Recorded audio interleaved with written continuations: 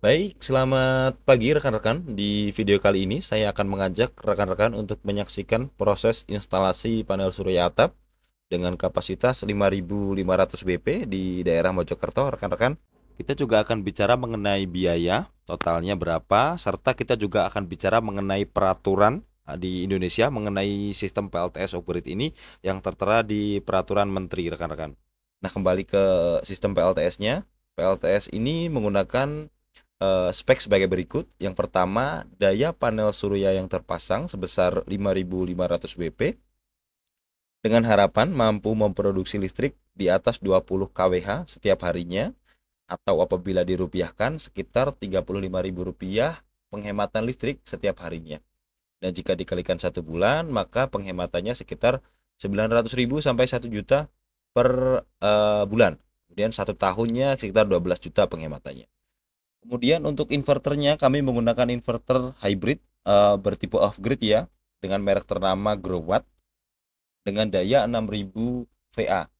Apa yang spesial dari inverter ini adalah kemampuannya untuk menghandle jumlah panel surya yang sangat besar, yaitu sekitar 8000 WP, karena sistem inverter ini berjalan dengan dual MPPT yang sudah tertanam di dalamnya, yang mana untuk kompetitor di kelasnya masih menggunakan satu MPPT saja dengan daya maksimal ya 4000 BP maksimal.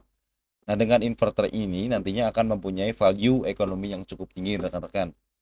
Karena kita ketika akan mengupgrade sistem PLTS ini, kita tidak perlu lagi untuk menambah MPPT eksternal selama masih dalam batas yang sesuai dengan datasheet yang tertera pada inverter ini. Nah, kemudian kita bergeser ke mountingnya atau kedudukan solar panel yang ada di atas. Kami menggunakan sistem mounting yang proper.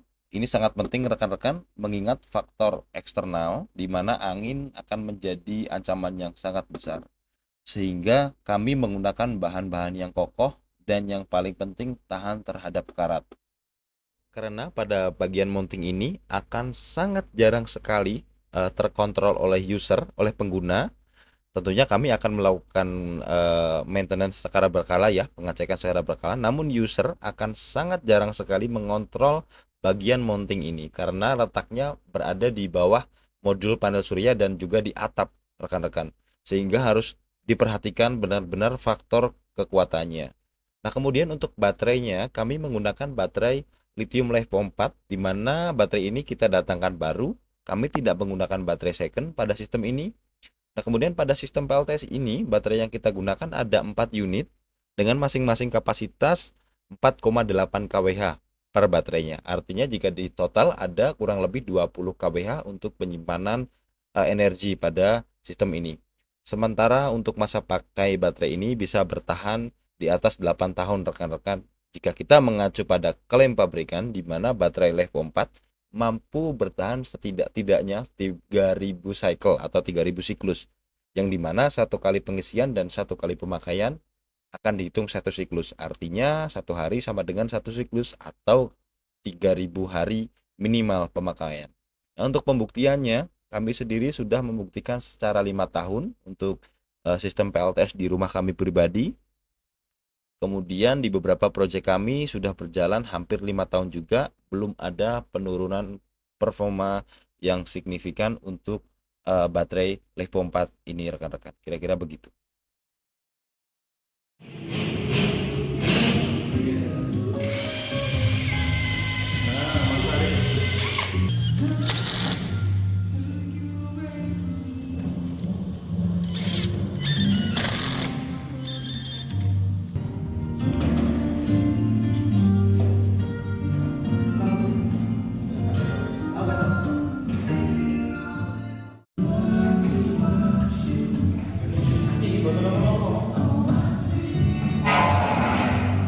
Wes, Gun, Gun. Baik, kemudian ini adalah pemasangan inverter beserta box panel ATS-nya. Kemudian box panel ATS ini berfungsi untuk tempat breaker dari input, output listrik yang akan didistribusikan ke rumah, maupun breaker MCB dari baterai dan solar panel. Selain berfungsi sebagai rumah MCB, panel listrik ini juga berfungsi untuk switch emergency otomatis di mana kita bisa memilih secara manual listrik yang akan kita gunakan, mau itu listrik dari PLTS maupun dari PLN. Juga yang paling penting adalah proteksi gagal sistem. Artinya ketika PLTS ini mengalami gangguan, maka sistem akan langsung mengambil listrik dari PLN sehingga kebutuhan listrik di rumah tidak terganggu. Baik, sambil menyaksikan video pemasangan, saya akan menjawab pertanyaan yang paling sering disampaikan kepada saya, yaitu mengenai biaya. Untuk sistem PLTS seperti ini, tarifnya sekitar 89 juta rekan-rekan. Dengan biaya tersebut, rekan-rekan akan mendapatkan spek sebagai berikut, seperti yang ada di video ini, yaitu modul solar panel ukuran 555 WP sebanyak 10 unit tier 1. Kemudian baterainya Levo 4 baru sebanyak 4 unit 48 volt 100 Ah. Kemudian perkabelannya, baik itu perkabelan solar panel maupun perkabelan listrik arus besar. Kemudian box panel listrik ATS yang tadi saya sampaikan. Kemudian mounting khusus panel surya yang saya sampaikan tadi, mounting yang proper, beserta jasa instalasi. Tidak lupa garansinya 5 tahun rekan-rekan. Garansi tersebut terdiri dari garansi ganti unit 2 tahun, yaitu untuk unit baterai, panel surya, mounting, perkabelan, dan segala macamnya. Kita garansi full ganti unit 2 tahun. Kemudian untuk 3 tahun adalah garansi servis. Setelah itu, setelah masa garansi habis, kami akan tetap membantu apabila ada kendala terkait sistem PLTS tersebut dengan tarif yang sangat wajar. Rekan-rekan bisa bandingkan dengan tarif yang ada di marketplace atau Facebook atau di komunitas panel surya. Rekan-rekan bisa bandingkan apakah tarif yang saya sertakan tersebut atau saya sampaikan ini termasuk murah atau wajar. Rekan-rekan bisa bandingkan sendiri. Kira-kira begitu. Dengan instalasi yang proper, yang baik, yang tidak asal-asalan. Rekan-rekan bisa bandingkan. Kemudian untuk pertanyaan kedua mengenai aturan PLTS off grid. Jika kita mengacu pada Peraturan Menteri Permen nomor 2 tahun 2024, revisi tentang pemanfaatan PLTS atap, di aturan tersebut tidak disebutkan mengenai sistem PLTS off grid atau sistem PLTS yang terpisah dengan PTLU atau penyedia tenaga listrik untuk kepentingan umum. Dalam hal ini PLN. Seperti yang disampaikan oleh Prof. Mahfud, bahwa tidak ada sesuatu yang dilarang sampai ada undang-undang yang mengatur terlebih dahulu. Wong boleh kok harus ada pasalnya. Kalau boleh tuh enggak perlu pasal.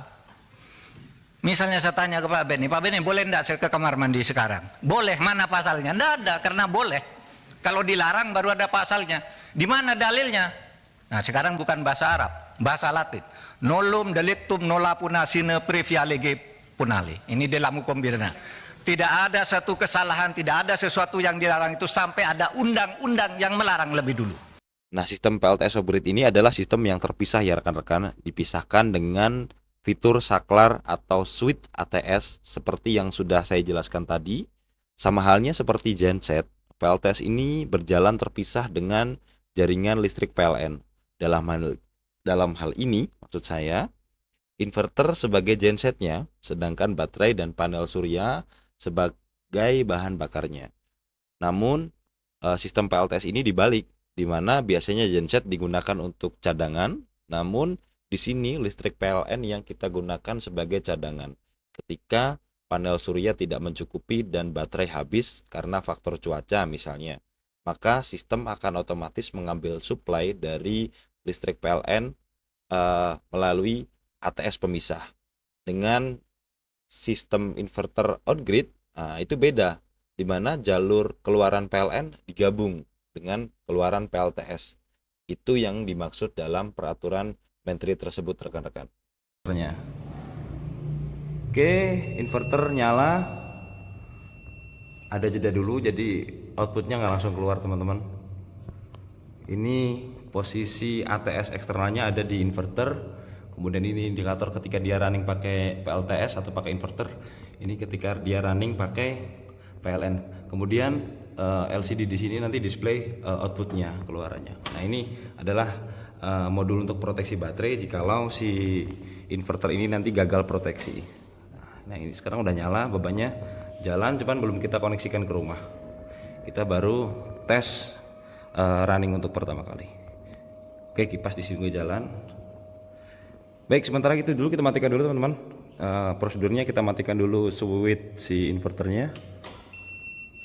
Kemudian switch baterai kita matikan. Nanti kita rapikan juga bagian dalam sini. Sementara itu dulu. Baik, rekan-rekan, ini adalah hasil dari instalasi kami. Hasil akhirnya seperti ini.